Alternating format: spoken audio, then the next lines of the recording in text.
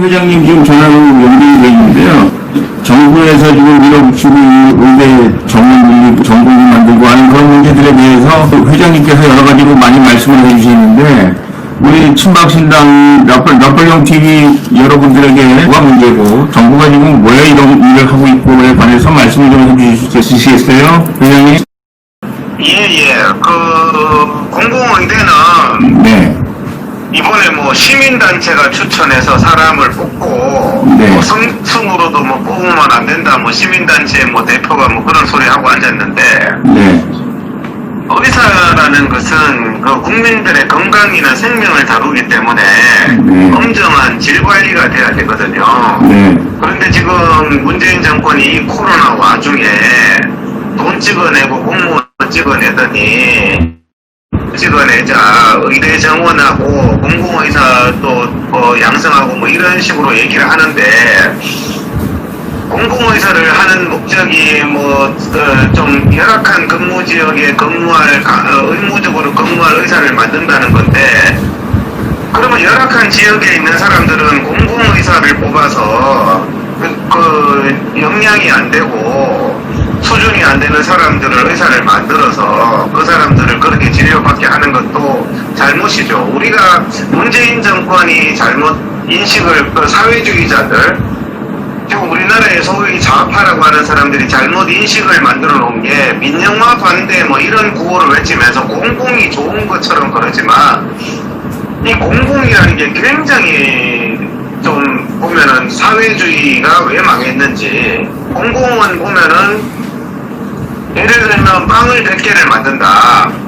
그러면 북한 같은 데서는 빵 100개를 만드는 게 중요한 거지 맛없는 빵 100개를 만들어도 다 배급을 하기 때문에 아무 문제가 없어요. 그런데 우리나라에는 기업이 맛이 없는 빵 100개를 만들면 기업이 망하거든요. 네. 국민들은 맛없는 빵을 안 먹기 때문에 수준 낮은 빵을 안 먹기 때문에 그러니까 이게 시장경제 자유민주주의에서는 가격이라는 걸 통해서 보상이 일어나고 가격이라는 걸 통해서 엄정한 심판이 일어나는데 모든 걸 공공으로 해놓으면 질이 떨어지든 뭐 질이 모자라든 여기에 대한 어떤 통제 기전이 없는 거예요.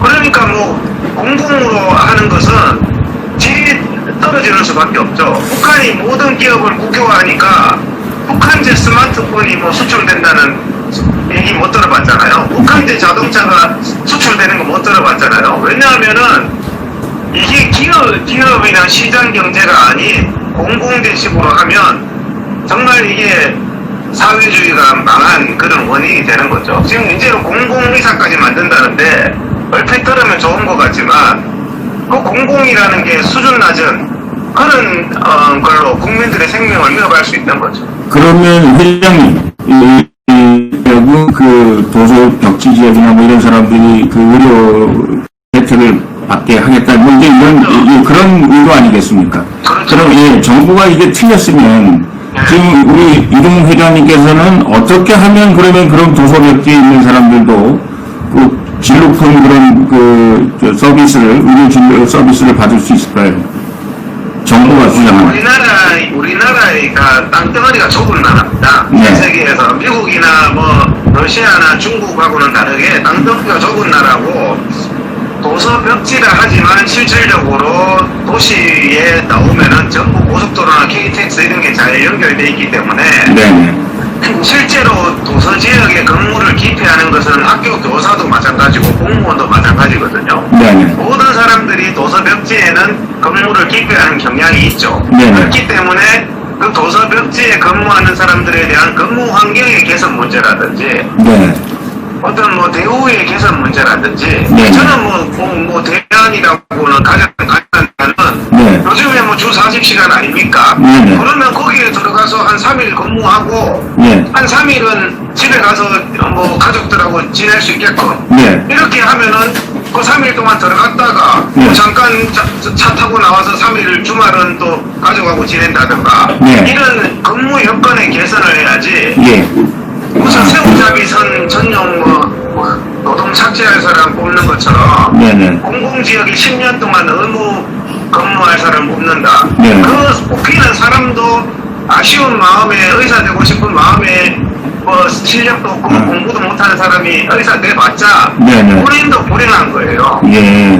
뭐 도서벽지에 가서 10년 동안 계속 일하려고 하면 그게 기본권에 반하기 때문에 지금 제가 지금 뭐 지금 근무 환경을 계산해서 네. 뭐 한 3일 아니면 일주일 근무하고 일주일은 집에 가서 쉰다라든지 요즘에 그런 근무 형태도 많지 않습니까? 예. 그런 형태로 하면 얼마든지 그 현직의 의사가 벽지에서도 일을 할 수 있는 거죠. 벽지에 일하고 싶어하는 의사들이 많습니다. 그런데 예. 거기에 박혀서 가족도 못 보게 하고 너무 수준 낮으니까 의사가 없는 거죠. 그 회장님 말씀에 의미가 있는데요. 예, 예. 그러면 그런 말씀들을 왜 정부에서 지금 밀어붙이려고 하고 있는데 정부와 왜 의사 대고 있는 이유가 가 안 되고 있는 게 문재인 정부는 모든 분야에서 지금 뭐 100만 명 광화문 나온 국민들하고도 대화 안 하잖아요. 네네. 이 사람들은 오막에 빠져가지고 네네. 대화를 안 합니다. 이번에도 그냥 일방 발표를 한 거지 대화를 한 게 아니죠. 그래서 지금 파업하고 난리가 나니까 기껏 합의문이라는 거를 정부가 제시한 걸 보면 일단은 논의는 해주겠다. 논의 끝나면 정부 맘대로 하겠다는 거예요. 그게 무슨 합의 아닙니까? 합의해서 추진하겠다도 아니고 네네. 한번 의견 청취 기간은 들어주고 의견 청취 기간 끝나면 내 맘대로 하겠다. 이게 정부의 이번에 자기들이 제시한 합의 아니에요. 완전히 독재 정부군요. 완전히 뭐 깡패죠. 깡패. 뭐 내가 얘기 한번 들어주고 그러면 내 맘대로 할 거야. 차지하는 거죠. 그게. 그래서 제가 생각하기에는 지금 우리 국민들도 예. 의사 선생님들 하시는 말씀들에 대해서 귀 기울이고 있고 사실 걱정을 많이 하고 있거든요. 그런데 그렇죠. 정부에서 결국은 말을 안 듣고 지금 의사 선생님들 말 안 듣고 자기들 마음대로 지금 하려고 하는 그런 여러 가지 모습들이 보여서 상당히 불안해하고 있는데 꼭 이 싸움에서는 제가 의사 선생님들 일인데 거기에 관해서는 의사 선생님들 의견을 존중하고 그분들이 말하는 그 걱정을 잘 청취해서 그런 문제가 없도록 정책을 만드는 게 원리 원칙 아니겠습니까? 맞습니다.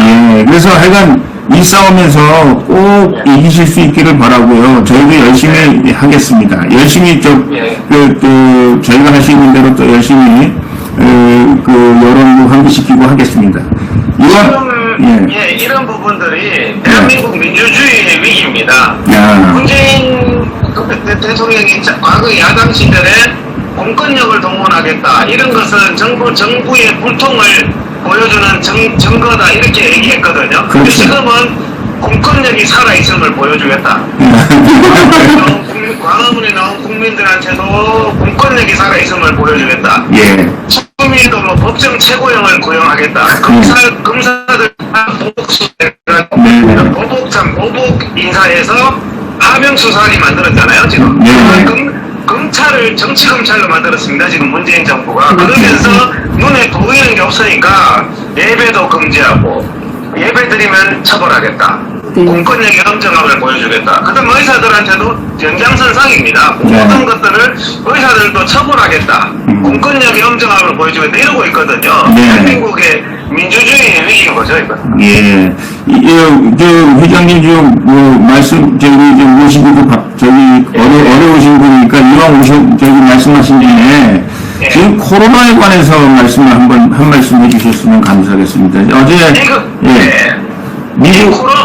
말씀하시죠. 이 코로나는 정말 심각한 문재인 정부의 사기입니다. 이 자체가 코로나가 제일 먼저 우리나라에 창궐하게 된 게 2020년 1월 말경이죠. 1월 말경에 대만하고 우리나라에 같이 코로나 환자가 처음으로 발생했는데 대만은 바로 코로나가 창궐했던 우한 중국의 입국을 막았습니다. 같은 민족임에도. 그런데 우리나라는 2월 초에 대만은 막을 때 우리나라는 중국과 고통을 함께하겠다. 중국의 사람들 환영한다 하면서 중국 관광객, 유학생들, 그 우한 코로나가 우글거리는 중국 사람들을 막지를 않았어요. 3월달까지. 네, 맞습니다. 60만 명 이상이 대한민국에 들어오게 해서 전철도 타고 온 서울 시내를 돌아다니게 해서 퍼진 게 이 우한 코로나이기 때문에 거기에 대해서는 증거 자료들이 다 있으니까 정권이 바뀌면 반드시 수사가 이루어져야 됩니다. 네네. 박근혜 대통령 그 세월호 7시간 그랬잖아요. 이 사람들은 고의적인 도달이에요. 네네. 중국 사람들을 여기 퍼뜨린 게 고의적인 도달이고, 네네. 그 다음에 2차 폭발이 수도권에 일어난 게 이태원 나이트클럽. 네네. 야외 집회는 2월 달부터 금지시키면서 실내 밀폐된 나이트클럽은 계속 영업을 하게 하고 해서 쿠팡 물류센터나 나이트클럽 이런 실내 밀폐된 곳 계속 의사들이 경고한 곳에서 2차 폭발이 일어났거든요. 네네. 그러면 이번에 3차 폭발이 일어난 것은 7월 31일부터 8월 15일까지 임시공휴일 8월 17일 날 김경수 재판날 임시공휴일 정하고 외식 쿠폰하고 해서 2천만 명 이상 휴가 보내면서 안전불감증을 정부가 일으키면서 부산 해수욕장에 100만 명 이상, 제주도에 22만 명, 동해 안에 수십만 명이 몰리면서 정확하게 폭발했는 게 7월 31일부터 8월 15일인데 7월 31일부터 8월 15일 사이가 대한민국 휴가 기간이에요. 전 국민. 맞습니다. 자기들이 휴가 보내서 이렇게 폭발시켜놓고 8.15 집회 탓을 하니 8.15 국민들한테 강제검사시키고 8.15 국민들을 왜 강제검사를 시킵니까? 8.15 국민들 강제검사시켜서 거기서 어차피 검사하면 1%는 양성률을 보이고 있거든요. 네네. 100만 명을 검사하면 10,000명은 양성이 나오니까 8.15 국민들이 퍼뜨렸다는 마녀사냥을 위해서 제가 코로나가 타임머신 탔냐고 했어요. 네. 8월 1일부터 8월 15일까지 증가했는데 이 3차 폭발 사건이 8월 1일부터 8월 15일까지 생겼는데 8월 15일 집회가 왜 그게 원인이냐. 더욱이 잠복기가 평균 5.2일에서 14일까지 있잖아요. 네. 8월 15일 날 증가한 것은 최소한 8월 9일 이전의 사건이거든요. 아, 그렇게. 5일을 생각하면. 네. 아, 지금 한 가지만 더 여쭤보겠는데요. 그 미국의 트럼프 대통령이 그 박신을 사인을 했잖아요. 그 코로나 박신. 예, 그래서 뭐 미국 정부에서 말이 많고 또 어제 그 대통령 후보 수락연설하면서 저기 화이트하우스에 많은 사람들이 모이는데 마스크도 없고 안전거리도 유지하지 않고 하면서 그 코로나에 대해서 무슨 자신감 같은 걸 이렇게 보여줘서 예, 미국 자체에서도 뭐 찬반 여론이 막 비중하고 있습니다만은 그런 문제들에 대해서는 어떻게 생각하십니까? 이 지금 우리 그 코로나에 대해서 좀 지나치게 우리가 우려하고 있는 거 아니냐 이런 여론도 좀 있고 또 곧 치료제가 나온다 이런 얘기들이 있는데 회장님이 여기에 대해서 뭐라고 한 말씀 해주실 수 있는지요?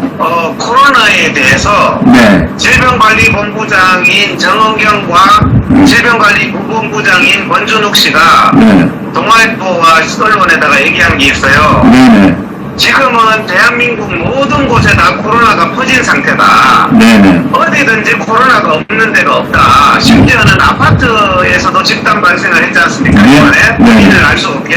네. 지금은 깜깜이 원인을 알 수 없는 코로나 발생이 많고 네네. 카페라든지 식당이라든지 전철이라든지 지금 우리가 이미 대한민국의 문재인 정부의 방역 실패로 코로나는 다 퍼져 있단 말입니다. 네네. 근데 국민들은 생활을 해야 되거든요. 네네. 근데 코로나가 지금 실제로 보면은 이번에 뭐 정광훈 목사도 걸렸다, 뭐 신혜식도 걸렸다, 조국순도 걸렸다, 뭐 다 걸린 사람은 많은데 네. 뭐 거기 걸려서 다 유튜브 방송하고 있고 멀쩡해요. 네네. 뭐 죽었다는 사람은 난 못 들어봤어요. 내 주변에 걸린 사람은 너무 많은데. 네네네.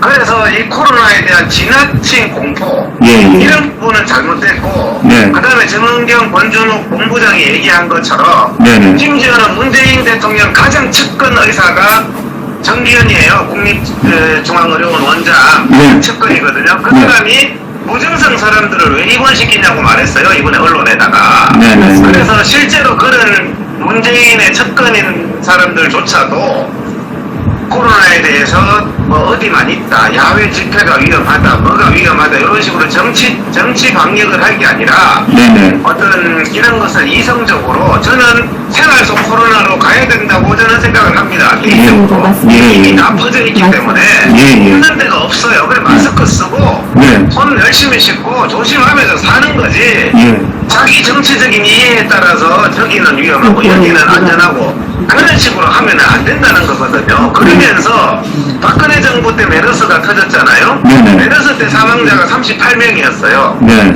지금은 307명으로 한 4배, 5배가 더 많은데 38명 사망자 나왔을 때 문재인이가 박근혜 정부, 박근혜 대통령 사과하라. 정부가 국민들 생명을 보호하지 못했다 이랬는데 지금 300명 이상 죽었는데 국민 보고 사과하라는 거예요. 국민 보고. 무슨 뭐 교회나 사과하라, 뭐 광화문 국민이 사과하라. 문재인 자기는 사과 단 한마디도 안 해요. 정말 문재인 정부는 편한 정부예요. 모든 게 남 탓이고 모든 게 국민 탓이고 박근혜 정부 때는 뭐 사건만 터지면 모든 게 다 그 정부 탓, 대통령 탓하더니 이제는 모든 게 다 국민 탓하는 하고 국민한테 공권력 살아있음을 보여주는 이런 정부가 됐거든요. 그래서 저는 코로나에 대한 지나친 공포조장으로 코로나 저는 계엄령이다. 코로나 공안 정국이다. 이런 식으로 히틀러가 공포심과 분노를 조장해서 파쇼를 했듯이 문재인이가 이런 거를 가지고 그렇게 하면 안 됩니다. 그래서 저는 이거는 이성적으로 질병은 질병답게 다뤄야 된다. 근데 아까 전에 백신 문제 말씀하셨는데 네네. 백신은 뭐 내년쯤에 나온다는 얘기가 있는데 네네. 그 백신이라는 게 사실은 나와 봐야 됩니다. 백신이 나왔을 때 또 사용해서 얼마나 효과가 있는지. 백신의 예방 효과가 몇 달밖에 안 간다? 그건 별로 소용이 없는 백신이죠. 그러니까 백신이 나오는 것도 중요하고 백신이 나왔을 때 실질적으로 얼마나 부작용이 없고 얼마나 효과적인지는 또 백신이 나와서 실제로 실용화돼 봐야지 알 수 있는 문제라서 지금은 예단하기가 상당히 힘들다. 일단 출시는 내년에 될 것 같다. 그런데 그게 정말 효과가 있는 백신에 대해서 코로나 사태에 조금씩으로 갈 수 있을지는 아무도 예측을 못하는 그런 상황이고 그렇다면은 문재인 정권 내내 코로나가 갈 가능성도 있고 그렇게 했을 때는 이 사람은 코로나를 이용해서 정치 집회 막고 무슨 뭐 자기 이해관계로 인해서 코로나 그 정치 방역으로 정말 이건 국민들을 속이고 있는 이런 부분들은 바로 속히 종식이 돼야 될 겁니다. 아이고 저 회장님 너무 감사하고요. 한 번 또 모셔서 자세한 얘기 또 듣도록 하겠습니다. 오늘 장시간 감사합니다. 고맙습니다. 이동호 회장님. 예. 자, 우리 이동호 회장님께서 그 코로나 문제 그리고 지금 그 공공이 만드는 문제들에 대해서 포괄적인 말씀해 주셨는데 저희가 이제 나폴레옹 TV에서 우리 이동호 회장님이 그 본인이 인터뷰한 것을 한번 틀어달라 이렇게 말씀을 해서 나폴레옹 TV에서 한번 말씀드리겠습니다. 회장님 하시는 말씀마다 정말 어떻게 귀에 쏙쏙 들어오고 정말 맞는 말씀을 해주시는데 우리 국민 여러분들께서 우리같이 정말 현혹되지 말고 그 정말 정치 광역하는 그리고 코로나 때문에 죽어야 될 정권이 지금 오히려 기승을 부리고 있고 우리 이동호 회장님 말씀을 맞다나 아니 박근혜 대통령께서는 자기들 제 잘못을 10분의 1도 안 했는데도 대통령 보러 사과하라고 그러고 자기네들은 10배가 넘는 나쁜 짓을 해놓고선 이제 와서 국민들 니들이 잘못했으니까 니들 혼나봐야 된다 이렇게 얘기하는 이 정권에 관해서 아주 통렬한 비판의 말씀을 해주셨네요.